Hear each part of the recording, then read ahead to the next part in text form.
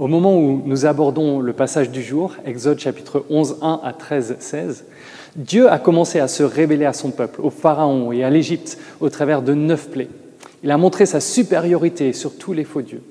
Il fallait que le peuple de Dieu soit libéré de l'esclavage du Pharaon, mais il fallait aussi qu'il soit libéré du mal dans son cœur pour entrer en relation avec le Dieu saint.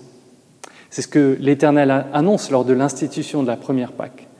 Si vous deviez résumer en 3 mots ce qui se passe lors de la 10e et dernière plaie, lesquels choisiriez-vous ?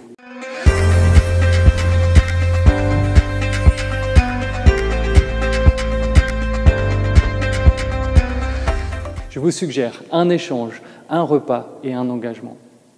Un échange parce que les Égyptiens n'étaient pas les seuls à avoir un problème de cœur.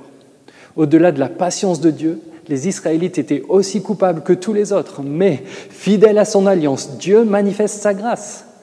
Alors que le 10e châtiment va s'abattre sur tous les habitants du pays, Dieu offre un moyen à tous ceux qui écouteront sa parole d'être épargnés de la mort, la juste conséquence d'avoir rejeté le Dieu véritable. Ce jour-là, Dieu a offert le sacrifice d'un agneau parfait en échange de la vie sauve pour tous ceux qui lui feraient confiance. Voyez chapitre 12, verset 23. L'Éternel parcourra l'Égypte pour la frapper.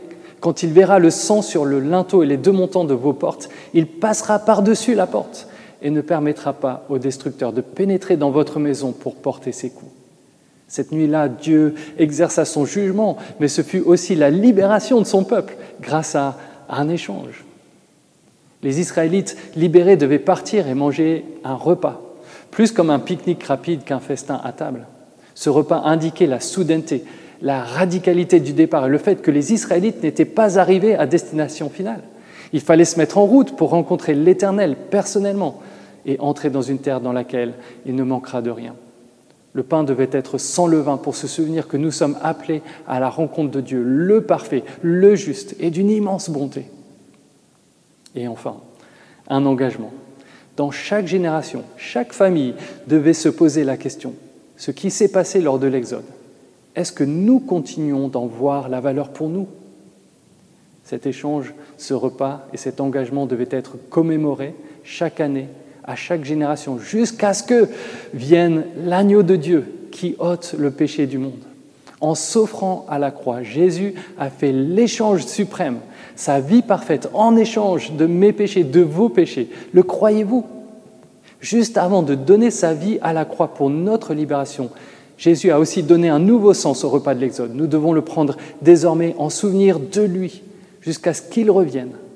Nous verrons alors Dieu face à face, mais ce repas, nous le prenons ensemble, déjà en communion avec lui, car il est ressuscité et il est Dieu avec nous.